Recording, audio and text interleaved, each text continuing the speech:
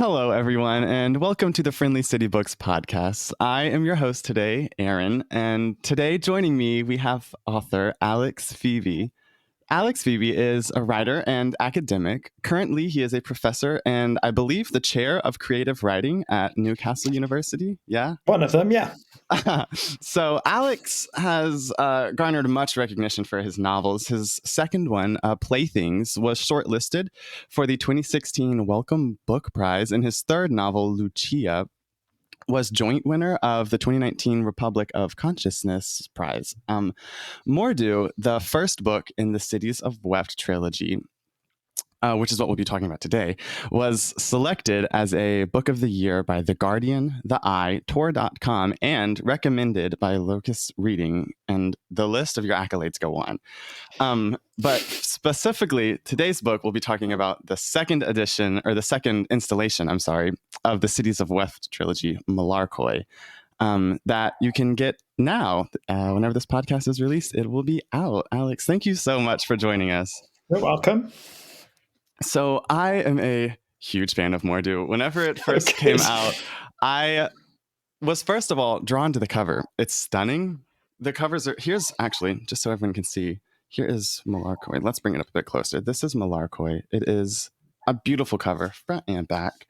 But I'm also just a huge fan of genre fiction in general. Literary is great, but love me some good genre fiction.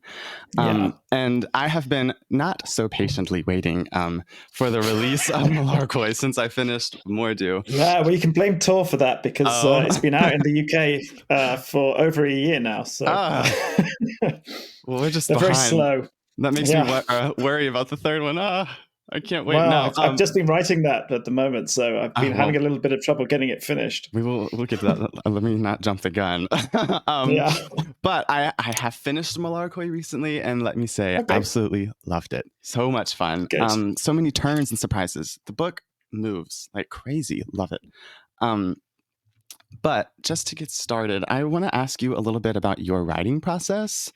So from my knowledge of writing, which is rather small, it's pretty much like an all-consuming task. Like it takes forever for me to write, at least. And since you're a professor, I know that you have to be like strapped for time. Because all the professors in my life are like up to their eyes in things they have to do. Yeah, tell me about it. So I'm really curious, how do you find the time? How do you make it to write still? Well, okay, so it's a tricky one that I've trained myself essentially to go into a kind of trance where I just sit down and I type, and I get taken over essentially by some kind of spirit that does the writing for me. Yeah, essentially automatic writing of one type or another. I mean, if I can focus on what it is that I'm supposed to be doing and I've got an idea of what I'm doing, then all I need to do really now is find the time to put the hours in. Sometimes, because I'm a professor, I also get students to do writing exercises in class. So while they're doing their writing exercises, I'm also writing. Exercising. Yeah. Well, I mean, it is like a physical thing. So it's a bit like exercise. I think lots of people seem to imagine that writing is this kind of muse-satisfying activity that is very intellectual. But often I think you have to train yourself, particularly if you're pressed for time, just to sit at a machine and let your fingers type the keys. And then fix that in the edit. So providing you've got enough time to get matter down on the page, you can kind of turn it into something that you can use after that. So I write wherever and whenever I can. I have a notebook. I write on the train. I write as I'm walking along. I write during classes. I write when everyone's gone to bed. I write when I'm supposed to be doing other things. Most of my writing takes place when I'm supposed to be doing other kinds of writing, like replying to people's emails and that kind of stuff. Suddenly, I feel like I'm capable of doing all of this stuff that might be difficult otherwise. Inspiration strikes. So wherever you can find the time. I try and do it without inspiration if I can get to the point, because sometimes if you've got the time and then you don't have the inspiration, it can be really depressing. So I guess if you're always just waiting for inspiration, it might never come, huh? I mean, well, what if it doesn't ever come and then you have to give your advance back? So that's bad news. Yeah. So, with you being such an academic and like deeply involved in the education side of writing, and well, I assume that you have to have like noticed some types of ways this has affected your writing, changed it from Hmm. like previous times in your life. Yeah, I mean, the time I did the most writing was when I was unemployed. So then it was like I Mm. had loads of time. We just moved up from London to stay near my wife's parents when we had our first child. And in that move, I wasn't working. And for about a year, I just wrote. And it was brilliant. I wish we could Really? go back to that. Yeah, it was great. And I did it the same way. I just sat down and did the writing. Yeah. But I was free to do whatever it was I wanted. I think it's not so much the academia that has affected the way I write, more the having legal contracts that I've signed Oh, to say that I'm going to produce yeah. material. That really I has will have a affected it. book by this time. Yeah, because otherwise, what I do is because I write on multiple things all at once, so I've got like 4 or 5 books on the go at the moment. And Wow. if it was up to me, I would proliferate enormously, kind of laterally. I would never make any progress with one book. I would I just feel write that. lots and lots and lots of different things. Yeah. And then eventually one of them would kind of force itself to become finished. So I think my main Mm. thing is to constantly be going forwards. The good thing about academia is that you get to do a lot of editing, not of your stuff, but of everybody else's. So you're reading lots Hmm. of people's works in progress. So it really Okay. helps you with the editorial side of things. Yeah, I I'm a bet that's a strong muscle believer. that you get to Yeah, work out. I just think that it's one of those things that improves your writing if you're constantly looking at other people's work, Mm. Yeah. particularly if it's not very good, because then you're looking at mistakes, and the more kind of attuned you are to people's mistakes, the easier they are Mm. to spot in your own writing, and the less forgiving Uh, you allow yourself to be. Because there's a tendency, I okay. think, for writers to forgive themselves all of their foibles and their general inability to Hmm. do anything good, just by virtue of the fact that they did it and they're pleased about it. But Yeah. when you're looking at lots of people's work all the time with an eye to telling them, how to improve, you can't really give yourself a buy on all of these things that you're tempted to give yourself I a buy guess, on. yeah, it makes you more honest, huh? Yeah, I think so. Hmm. And at some point, you're going to have to sit down in front of someone and justify why it is that you're doing all the things you tell them not to do. Uh, So, whereas I think you can probably avoid that if you don't have to face students. okay, right, because then no one's going to be like tearing your work apart. No, I mean, particularly if you don't look at Goodreads. If you look at Yeah, Goodreads, especially. then obviously everyone's going to be tearing your work apart. That seems to be the sport of the day, Right. making authors feel bad. They're in But Reddit. yeah, Reddit, I don't mind so much. Reddit is usually, Really? I find a lot of people are kind of, I don't look at either of them, but when I did, people are often saying, have you read X? Isn't it brilliant? Whereas Goodreads That, is like, I was made to read this and it was rubbish. It's that like, was okay, something I well, was thanks. going to ask about. Whenever you Mm, have something that's being published like this as a series, mm. a trilogy, and are you paying attention to what the fandom is saying on like the No. internet? No, you have a.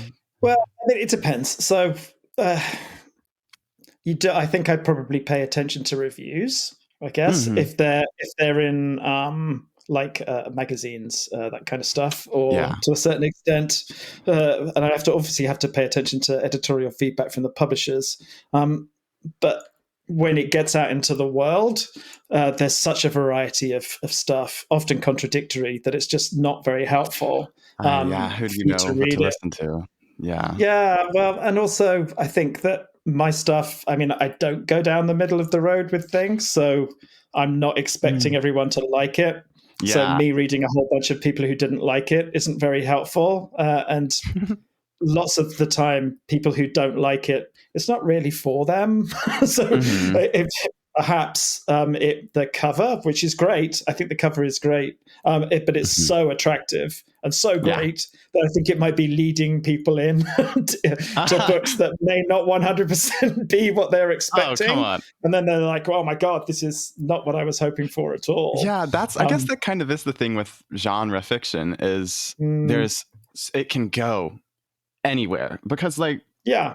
when you're writing works of fiction, there really are no boundaries. So No, so there was like the boundary of whether you can get it published or not, I guess. okay, That's a pretty yeah. major one, because things that So don't get published, you that's don't get to probably read, one of your right? So, parameters, huh? Things yeah, that are I just totally off the think. wall. It's who's publishing Well, it. I think there's a lot of stuff that, I mean, I know there is because I work a lot with unpublished writers. So I Hmm. work with undergrads and people doing their masters and MFAs, and also people doing Mm. their PhDs. And then lots of my colleagues, we look at each other's work too. And lots of the time, that work is stuff that you're never going to see as a reader. Okay. Um, Yeah. for one reason or another, with some people, it's just not there yet. But for other people, it's just there's no market for it because it's too weird. And So it's partially the market that keeps you like, I mean, whenever you're allotted this much freedom, it's the market that kind of keeps you reined in and how you balance the yeah, story. well, increasingly, I think. I mean, there are a lot of books now. Okay, so Hmm. that's certainly true. But there are a lot of books that are pretty kind of treading the same ground. I mean, particularly in Oh, fantasy. yeah. I'm not kind of casting Yeah. aspersions on people's ability to do titles, but if the number of books that are a something of something and something, right, is just crazy. I mean, I Hmm. know that I know that that's a thing, and it helps sell books, but that it's a something of something and something format Hmm. carries on through quite a lot of the writing too. So there are a lot of books, but a lot of them are pretty Yeah. samey. And I think the time in which like there was a premium put on experimentation, particularly in genre fiction, isn't Okay. now. So I think you really are restricted. I think I'm pushing it in my ability to get published already. Um,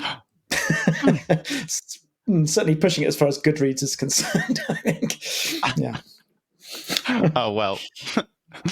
But so Malarkoi, the star yeah, of this podcast today, it is the second installation of of a trilogy. And I have this problem, where Mhm. sometimes I get stuck in second books.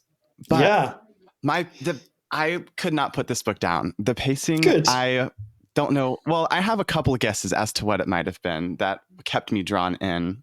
Hmm. Um, and I think my first guess is probably how the chapters are laid out. Okay. So we jump from like group of character to each, or like in each chapter, you have the Yeah, three sure. or four. I'm sorry, is it four groups of characters that it jumps Yeah, between? something like that. I can't Yeah. remember. It was a long time ago. Let's assume You that's okay. correct. Yes. But so this layout of you end a chapter and then immediately jump to this next group, I would stop and I'd be like, now I have to know what happened to them. So Yeah. whenever you were like laying this book out, was that a tool you were Okay, using? so you can thank my editor Sam for that, right? Because what I Oh, wanted to do, this is an indication of the kind of things that that writers have to consider. I was okay. going to write it as 8 interrelated novellas, right? Which is what I did. So I Wow. gave this to Sam as a bunch of who's my editor at Galley Beggar Press in the UK. So that's who I'm published with in the UK. I wanted Hmm. to kind of push it as a series of interconnected novellas that you would read basically separately, and then you'd have to imagine the links. And he told me that that was unreadable. So I was like, which I thought Ouch. was rude. Yeah, please. So instead, I went away, and this quite often happens with me and Sam. I always want to do something that he doesn't want to do with structure. So then I came back and Oh, like, well, what I'll do is I'll cut them up, splice them together, and do exactly what you're suggesting. It just leads you on a cliffhanger on each at the end of the and it chapters, essentially. works. Yeah, that's what Yeah. he said. Because I have no idea how many times I was like, oh, I'm tired. I have school tomorrow. But I Yeah. like something massive has just happened and the chapter's done. And I'm like, oh, well, I've got to like Yeah. cycle back around. I mean, I'm glad you liked it, So but some people really didn't like that. yeah, Some people wanted it all to I be mean, one person's story all the way through, and then that was it. So some people were like, "Oh, but why are there so many different sorts of characters in it?" well, for me, it worked beautifully because so many Thanks. number two books have fallen into the trap where I can't, I It's a just don't finish difficult them. place in a trilogy. I mean, I'm thinking Yeah, of the Two I couldn't Towers of imagine. It's the bit where nothing much happens. I wrote a kind of defensive prologue that didn't make it to the book on that topic, because I think the beginning you're doing a lot of setting up and world building, so people really enjoy that. The middle is generally complicating stuff, and it's supposed to be. If you imagine it's a very long book, that's where the development of all the stuff happens. Then the last book is where that all kind of resolves. So the middles are always feel like a kind of treading water type experience, and that's natural. And I think it's probably right. If you imagine, eventually this book is going to be an omnibus, then it would be weird if there are 3 completely separate different books running in there. That said, you do have to kind of give some kind of opening and closure to the middle book too. I think that's a difficult thing to juggle, how to get the development going in the middle of a book and also to make it feel like it has some kind of closure inherent in it. Yeah, like it has a bit of forward pacing. Yeah. So still on the configuration question, did that sort of play a role in how you wrote this book? Were you doing whole arcs and then like spicing it, you said, or? Yeah, so it depends. Right, okay. So there's the writing of the first draft, right? And the second draft. And there's the way I want to do it, okay? Which results in something. You won't ever read it, but it results in a thing, right? Then if Sam says, okay, I don't think people are going to sit still for this, why don't you think of something else because I don't know what you're doing. And then I go back and I chop it up, right? Where if in that part where I chop it up, I have to do a whole bunch of rewriting because the transitions between each of those scenes isn't going to work as well. Once it's taken out of the novella form and put into this kind of baton passing relay race type form. So those transitions have to change. And generally, because I tend to believe that I'm a better writer now than I've ever been in the past, forever, I always feel like I could probably make some nice changes simultaneously while I'm editing these things into shape and doing what Sam asks me to do. So it all changes. The story arcs don't, because they were set in stone prior to the beginning of the writing of the book. Yeah. So you have to know where things are going. I mean, unless you don't. Yeah. How else are you going to write it? Doesn't. Yeah. Sometimes people don't. They just wing it. But for me, I need to know roughly where everything's going. Otherwise, when I sit down to write, I don't know what I'm supposed to be doing. Yeah. Which isn't to say I don't change it up, because if something better occurs to me, then I'll go with that instead. But yeah, sure. So to answer your question, there's extra writing that goes on top of any structural change to make that fit better. And during that process, I'll tend to stick a whole bunch of extra scenes into because I'm enjoying it. Well, that's my treat. That's my for having to do the structural changes. So I'll add a bunch more stuff in. Yeah, but like with the cyclical action of this book, do you have any specific characters that like stick out to you as like your favorite character or like the one you had most fun writing? Because off the top of my head, I love Prissy. Prissy's so much fun. But just been writing about her today. My favorite, that makes me so happy to hear because how you read the book. Anyways, but my favorite character to read is Sebastian, the master. Yeah. I just love is it the voice, maybe? The tone? It's just completely different, I guess. I think so. And I think particularly as in the second book, his character's broadening out. He also does a lot of really unpleasant stuff, but I don't treat it as if it is unpleasant. So that I think that kind of ironic kind of understanding of what it must be like to be a person who mutates children into the things that he wants to use as magical objects, but doesn't seem to think it's a problem. I think that's an interesting place to be. There were so many instances in I guess for the first book as well, where it's just these incredulous actions are being taken, but it's just like glossed over. And I'm like, whoa. Well, I think that might be the condition of the world that we live in. Yeah. Satirically thinking. It makes me want to go back and I have to go back and reread it because I'm like, did I read that right? So do you have a favorite character? Because there's tons of them. They're constantly being, introduced. Well, it's worth Yeah, so there is one character that really doesn't feature in any of the books so far that features massively in the in the next book, I can't wait. who's one of my favorites. So I won't spoil it and tell you who it is. Oh, But I really do like the non-human characters, right? So I okay. really like Anaximander, the talking I'm dog. He's a good boy. serious. I like him.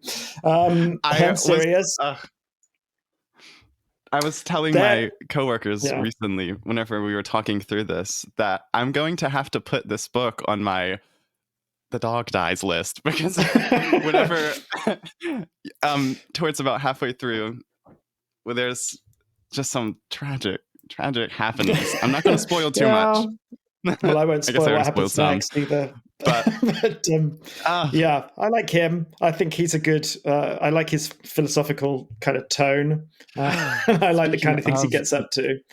yes, the philosophies in the stories. So between the two cities that we've been to so far, Malarkoi or Mordew, the first one, and Malarkoi, Mm. this one, um, what are the philosophies like? I can definitely see that Mordew maybe is more like nihilistic. It's definitely gritty and grungier than Mm. Malarkoi, but I feel like Malarkoi might have a bit more of a like higher constitution or something. Yeah.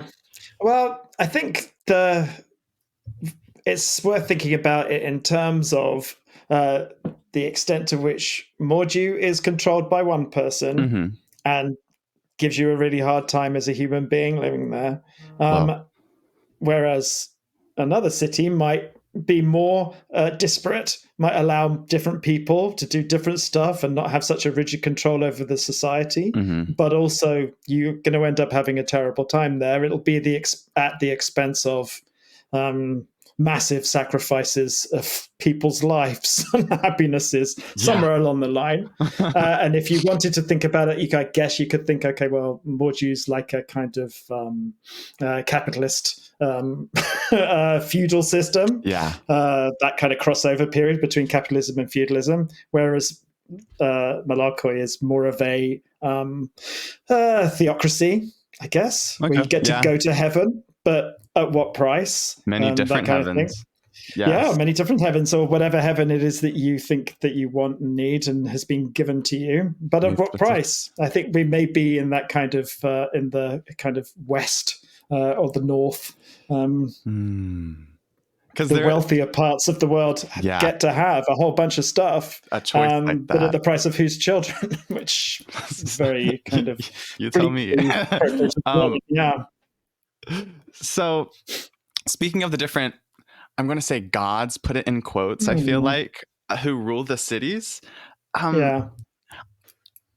Could you explain a little bit more about what makes them the gods? They're Because all there's culled from English folklore. okay, So there's a lot of kind of some of parts of it are me riffing on my general disdain for nature writing. So the parts with the druids in, for example, are a kind right. of that came about from a feeling that there was this kind of strange and unwarranted obsession with nature, which I always thought was weird, given that the nature is being talked of and about primarily by urban people buying books from bookstores, which are kind of designed to make money out of your interest in nature, while you sit in your flat in London, kind of burning fossil fuels 24 hours a day. And somehow, if you read about druids and how brilliant trees are, that kind of absolves you from your crimes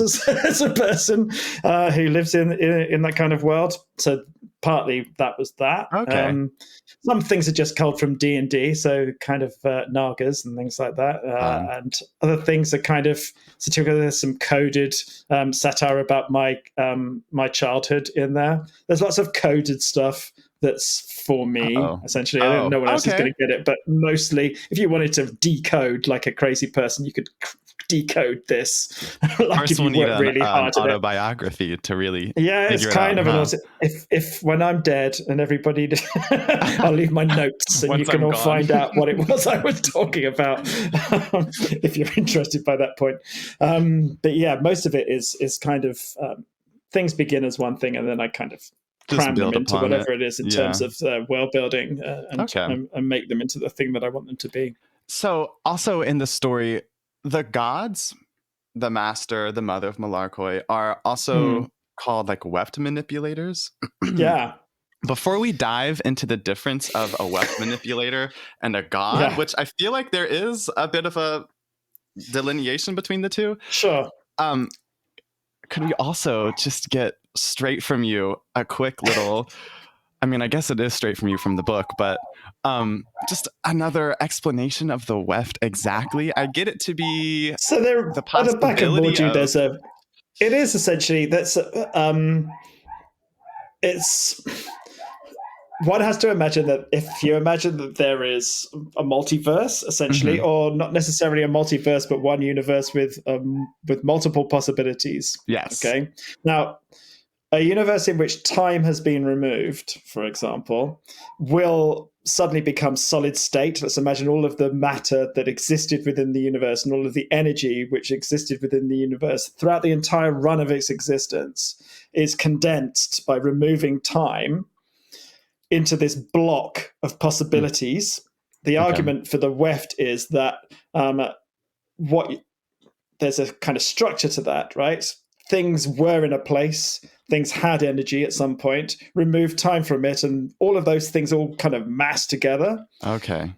All of those things are possible forms of the material realm in which we find ourselves in. Those are the possible forms. So they're all possible things that all could have happened. They all are wedged together in this solid state world. All of what's possible. Yeah. Kind of. The gaps in that, oh God, it's the argument. Yes. The gaps it's almost in the things that aren't possible by accident or by cause form the body of God. And that makes a whole thing, then a solid state thing that's full. So the Weftling, is the space where nothing happened and no things were, but which is filled with energy, and it just so happens that becomes the nervous system of the Weftling. So the god then determines all the things that are possible because his shape is the impossible stuff. And therefore, if he, for example, were to move over, if he span in his grave, for example, that would change the way possible things happened because he would have moved the way in which matter could move in the world, the way in which energy can percolate through this solid state universe would change by virtue of the fact that that creature that lives in it had changed. So you mentioned it earlier in the back of the first book, Mordew. There's this massive, almost, I mean, I guess it's kind of an encyclopedia, maybe? Yeah, it's a long glossary, certainly. Long glossary, okay.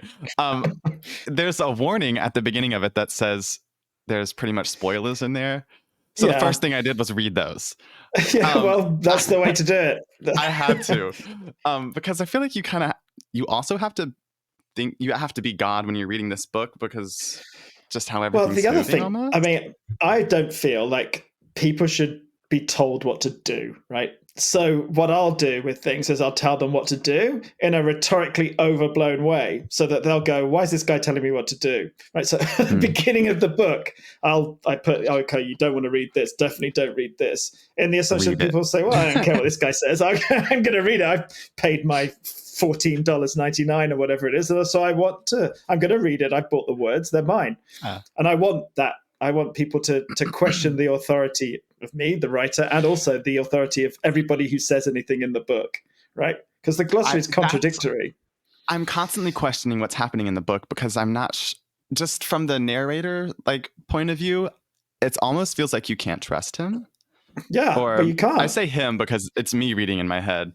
Yeah, sure. Because there's been multiple times where something has said to have not been able to happen, and then it again happens, or it has happened before. I think in the world and in these books, there are contradictory and competing types of authority, right? You can believe what it is you believe about yourself. You can believe what it is you believe about other people. You can listen to other authorities who'll tell you one thing, and then there'll be competing authorities that tell you something else. And your job as a human being is to negotiate that world and to work out for yourself what the hell is going on, right? What you don't want to do at any point is say, okay, well, I'm going to give up that responsibility of understanding what the world is and give that to someone else. Let someone else do that, and I'll just do what they say. Because when you do, the world gets into some serious trouble in various different ways with authoritarian kind of abuses going on all over the place, and we find ourselves in situations that we don't, as a kind of group of people, want to be in. No. I think that should be represented in books. So there's that one thing. The second thing is, and I guess it's against hard magic systems in fantasy in general. I don't think that we, operating in the world that we live in, know what the hell's going on, right? And I do this kind of experiment with my students and ask them if they know what the weak nuclear force is, for example. It's a very basic thing. There are various fundamental physical forces, the forces of physics. That if we didn't have that, if you don't have the weak nuclear force, you don't have matter, for example. So you don't have the universe, you don't have anything, right? If you ask people what the weak nuclear force is, they'll have no idea what you're talking about, right?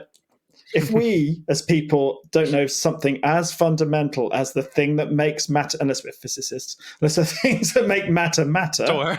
then what do we know? I mean, why should then, I think, only to what myself, we're told, I guess, huh? People who live in fantasy worlds know how magic works, because I don't know how the toaster works. I don't know how the phone works. Does anyone know how a phone works? It's like couldn't tell you. I mean, Wi-Fi? how? Yeah, when something breaks, do you know how to fix it? If you're doing things, do you know how that works? I don't know how my arms and legs work. I don't know how anything works.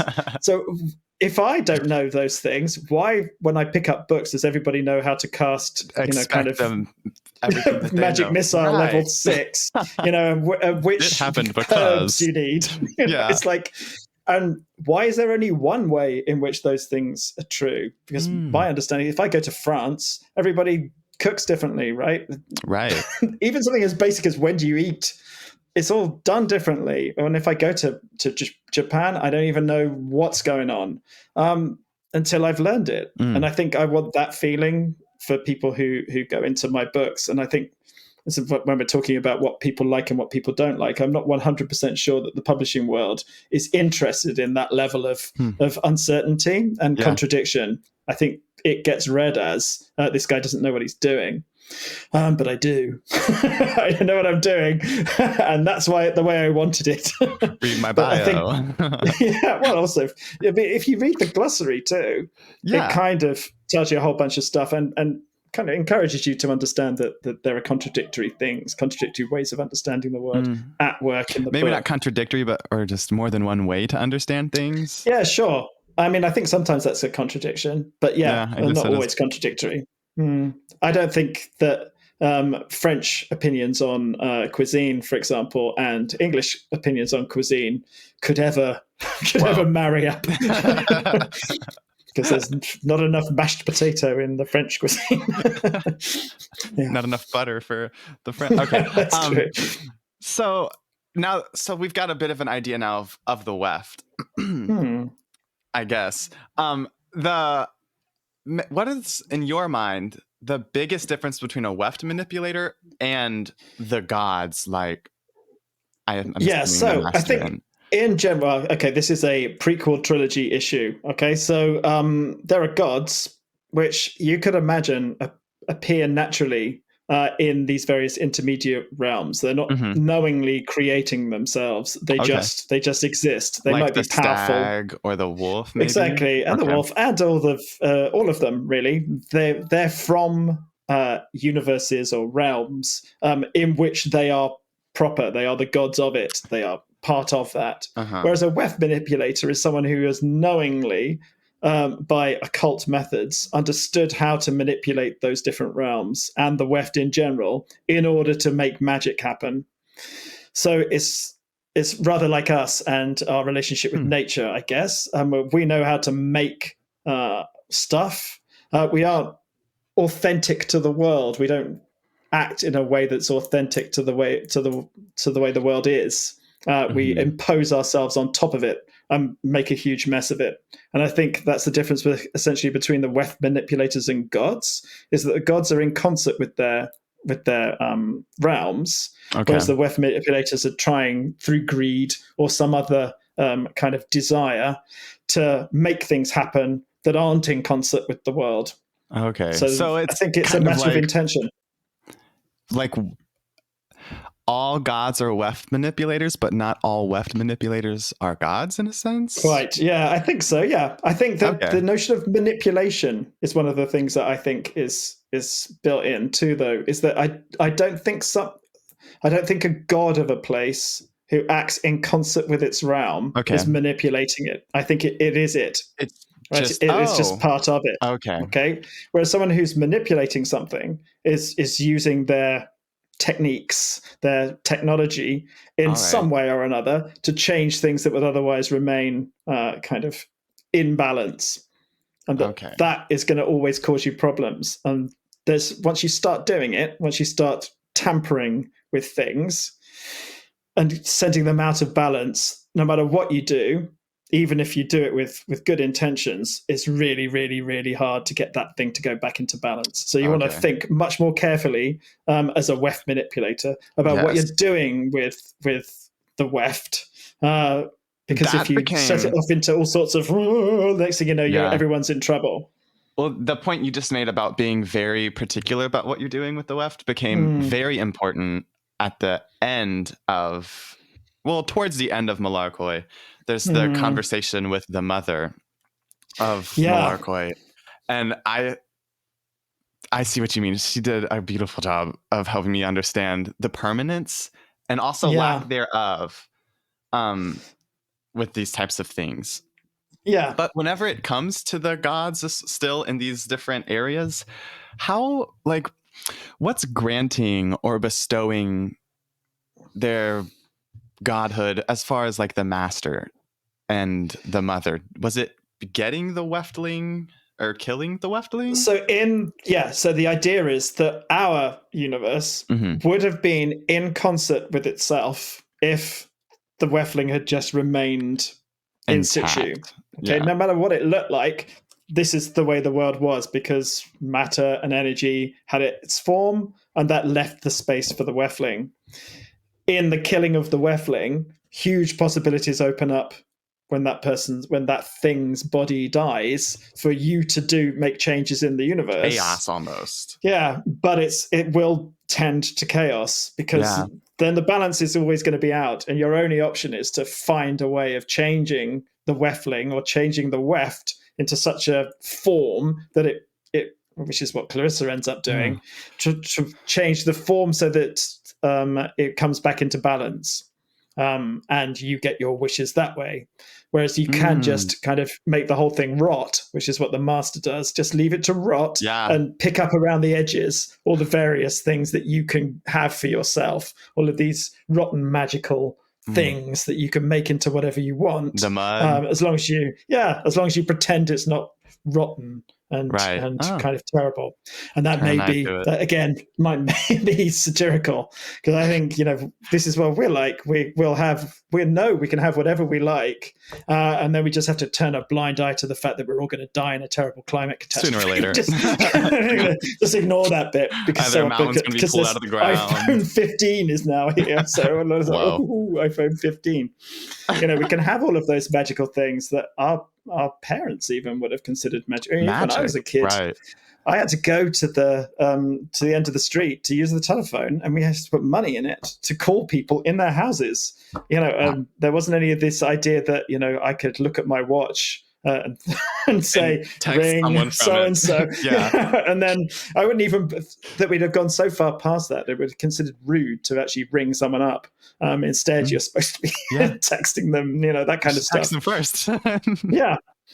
So we're in this situation where, what is the price of all of that? The price of all of that is kind of everything is going to end, like really badly for everyone. This is the end game. Yeah, really. I mean, I think people have been saying that since about kind of 1500 BC, but it really does look like it does really look like it is this time. But so with the Weft manipulators and gods, anything being possible now, death doesn't really.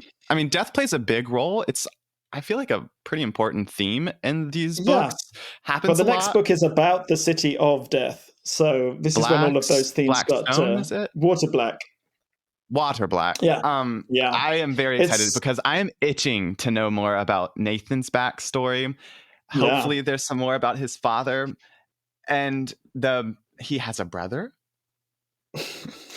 Yep. Yeah. But okay. No, say it, what? No, I can't say anything because I can't remember which of the books is what is in it. Where certain things have happened. Yeah, because I can't remember where I seed these various ideas because I've been working on them, at the moment. I'm about 2 days from handing the book over to the publishers. So I've been going through trying to, kind of sort various things out. Okay. So it's hard for me to remember where's what. And because this new book is probably going to have another competing glossary. So the second book had a lot of appendices, but the third book has got a kind of glossary, but from the perspective of the assembly, which is... That was something I noticed was missing in this book and was replaced with the appendices in the back. Yeah. And I was like, okay. So, well, if you imagine something that's mirrored, so the first book will have a glossary, and the third book will have a glossary, and they'll roughly be going in different directions. It's all about balance again. Roughly going in different directions. So these two things are kind of bookends. God knows what I'll do with the omnibus edition. I'll have to work something else out, but something interesting. Can't wait.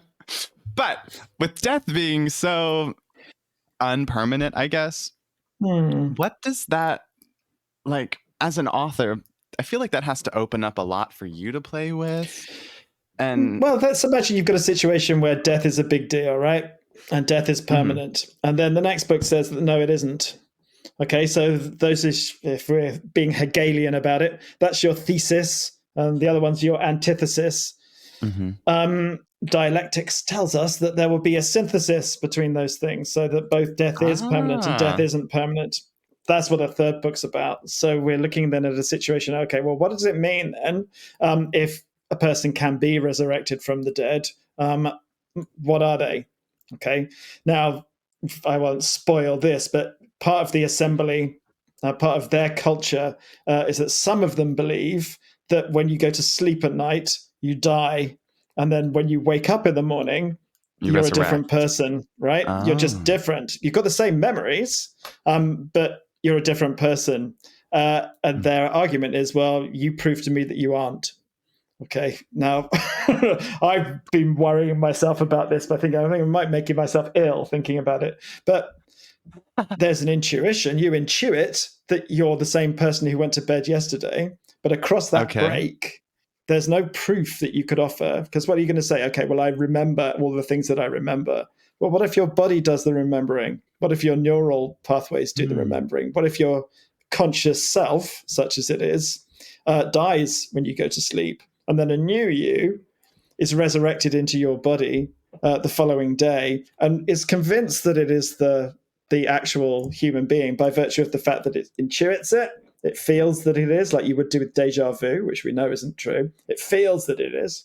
And also it has the memories that that other person had. And therefore it goes on its entire day thinking, yes, I am that same person. But then it's going to die at the end of the day and then move on to the next one. And something also, I always think about the transporters in Star Trek, because my feeling is if your body is removed from the universe for no matter for how long, then you're gone, right? Just because their transporter machine makes a perfect copy on a planet and that copy says it's you, does it mean that it's you? Or is it just something that is exactly like you, but with a different mind that thinks it's you, right? And you'll say, okay, well, you might say, well, if it thinks it's you, then it's you. There's no difference. But if I die and then someone uses parts of my DNA to make a clone of me, and then that clone goes around saying it's me, is that me? And if it is, what if they make 2 of them? What if they make 10 of them? Can they all be me? I mean, like, what if they make one in Brazil, and then one in Costa Rica? Are they me? Are they all me? Which one's me? Now Like, I cannot wait to find out more about Prissy. yeah, so there's a lot about that. Yeah. Okay. That's Because Prissy dies, isn't she? yes. As she's going through There was the portals, but then she's back alive the again. door, and all of a sudden, and Yeah, I was like, it didn't make sense to me, but or whenever it happened, and then later on, the mother talks about how she specifically, and I was like, what is this woman doing? How's it all working? Yeah. So there's also, aside from the theme of death, there's also like this grittiness and I want to say not gloominess of Malarkoi, more gloomy and Mordew maybe. Yeah, is they're all that gloomy. coming from? Yeah. Well, I don't know. Maybe gritty's the wrong word then, but no, I think it's gritty and gloomy. How? Both? We can go with both then. Are you drawing from anywhere in specific for these? My life, I guess. I'm very cheerful, and people shouldn't assume that I'm a terrible depressive who can't function. But it was I do tend in those directions. Yeah, it was almost, I was like, is he trying to like do the weather in the UK maybe? Because you know how everyone's fussing like it's always gloomy, it's always rainy. I wasn't sure in terms of the rain. Is it set I think sometimes, if I'm being honest, I think sometimes there's a lot of cozy this and cozy that. So I don't know what it's like in the States. I'm guessing it's pretty similar. We have cozy crime is a big genre. So it's like a kind of Agatha Christie-ish crime novels where vicars are kind of poisoning each other with tea. And it's pleasant. It's pleasant murdering. And you get a warm, cozy feeling from murdering. And to a certain extent, I feel like the same kind of thing happens in fantasy. Lots of the fantasy that I'm kind of reading is designed to make me feel good. So there's that Travis Baldtree's book. I can't remember what its name is. Lattes and something. Lattes. These kind of let's go L at the beginning. Green of it. cover. Yeah, I know it's got a kind of half orc on it. I can't remember what it is. Anyways, it was good. I'm not saying it's not good, but I do worry that I worry that we live in a fascist world and that we're the fascists and that we're fascists sitting around writing stories to make us feel good. And I think that's probably wrong. I think if you were to pitch ourselves 50 years into the future where things are fixed, let's imagine that things have been fixed and it's good. They're going to look back on this and think, wow, those fascists sitting around writing these cozy books for each other about all this time. Look at them having doing all of this, and isn't that appalling? And it's not like I think I'm better than any of that, but I think that to a certain extent I can never get the writing to go in those cozy and pleasant and kind of warm feeling directions. Sometimes I try and it just doesn't go there. Instead, the work, I think it might be because of what you started off on, the kind of practice of writing, where you kind of just free associate in order to get material written. I think in general, in a kind of subconscious Freudian sense, most of my general direction is towards miserable, depressing things. Well, I guess you got to get it out. Better out than in, right? Yeah, perhaps that's what it is. And I don't know whether or why or if anybody should or will enjoy doing that. But also I don't care. I've already got a job. So if I don't sell 1 million copies of something, what's going to happen? I'll just keep on doing it anyway. And at the moment, the state of the industry is such that you have to sell a lot of copies to make any money out of it. So it would be foolish of me to kind of stop doing the things that I'm doing in order to try and make cozy fantasy that everybody feels comfortable when they read. Maybe it's not about being comfortable too, huh? Yeah, I know. I mean, it may be good at this point for everybody to stop being comfortable. So when you were starting out with this series, were you creating something just like off the top of your head? Was it very like cerebral, or did you have a very specific? I know you said had the novellas. Yeah, for the second book. Are you talking about the second book of the series altogether? Altogether, I guess. Yeah, so I'm an image-based person. So my background is in visual arts. So most of the time I'm struck by an image or a kind of scene or a sense or a mood that that I then write. So it's almost like a kind of hallucination. You have this idea and you think, okay, well, I'm going to write about that. And then you start it and then you see where it wants to go. And I think a lot of the tropes, such as they are, that get used in that series of books are relatively standard. So it's the kind of child who finds out that they're at the center of the world rather than at the margins, child coming into power on their 13th birthday, child being persecuted. Those things are all there. Then it just becomes a matter of how you embroider that with the kind of visuals and the sense of the place. And why my version of that is different from anybody else's. I think that's probably one of the reasons why I'm reluctant to make it cozy, because there is a genericness inherent in doing the same thing that everybody else is doing, that I don't see that there's much point in me doing, particularly if I'm not going to sell like 2 million copies.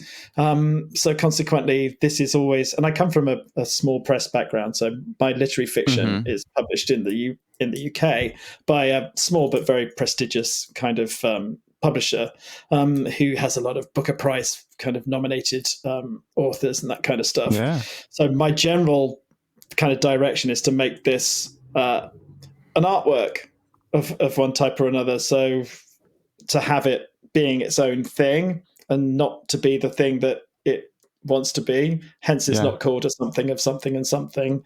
And it's not set in a kind of in a world in which everybody can be find their place and it's very foreign to our world, I feel like. I mean, of course, but because we all have like it's like predestination almost.